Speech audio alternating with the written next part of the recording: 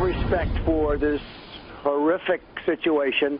I just think it was inappropriate to have the news conference tomorrow, so I postponed the news conference.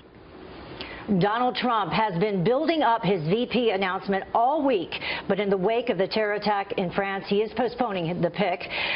Could he be rethinking possibly his decision? Well, here to weigh in, GOP strategist and chairman of GOPAC, David Avella, and GOP strategist, Dr. Christopher Metzler. Thank you both for waking up so early this morning. We appreciate it. David, we'll start with that. You wake up to this terror attack, and Donald Trump knows he needs someone who understands the reality we face, someone who is in line with him on how to move forward. Do you think he's rethinking his choice?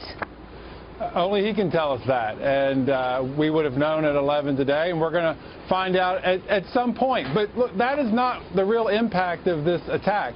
The bigger impact this attack has is on the general election, because as more and more Americans every week hear about a new terror attack, it only gets them more concerned about their personal safety.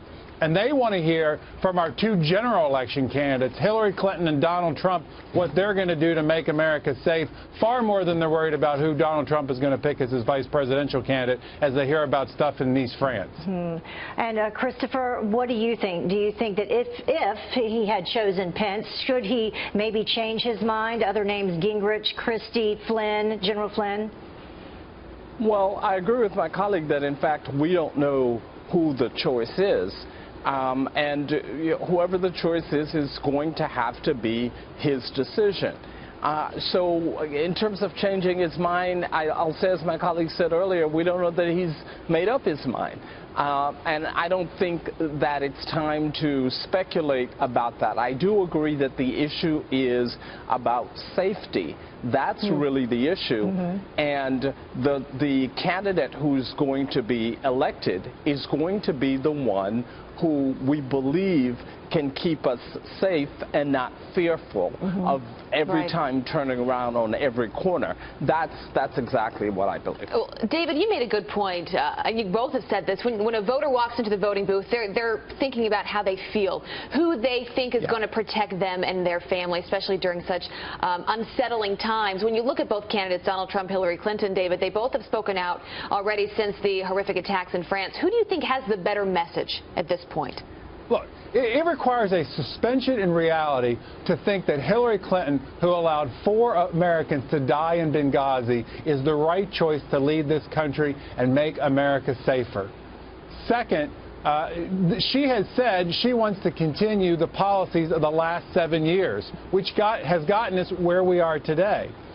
Americans don't want to continue going in the direction we've gone in the last 7 years in this fight against terror. We want to win the battle on terror.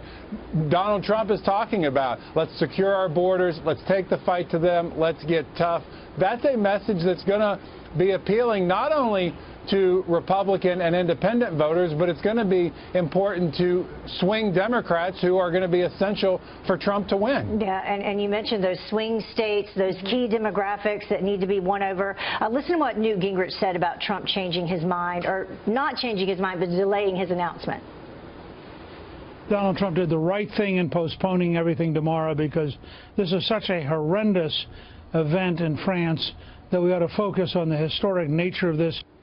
And bottom line, a lot of people coming out and saying that's what we need. We need leadership. And Donald Trump making that decision to not make the announcement almost immediately and coming out with strong words. Christopher, I'll let you wrap up this segment.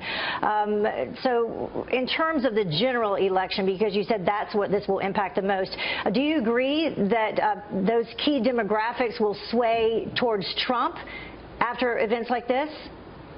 Yeah, absolutely. And you asked the question earlier about who has the stronger message. I've not heard a message from Hillary. I've heard a bunch of mumbo jumbo, but I've not heard a message. And for someone who's been at the State Department, who supposedly had all this experience, what I'm hearing from her essentially is, well, it's complicated.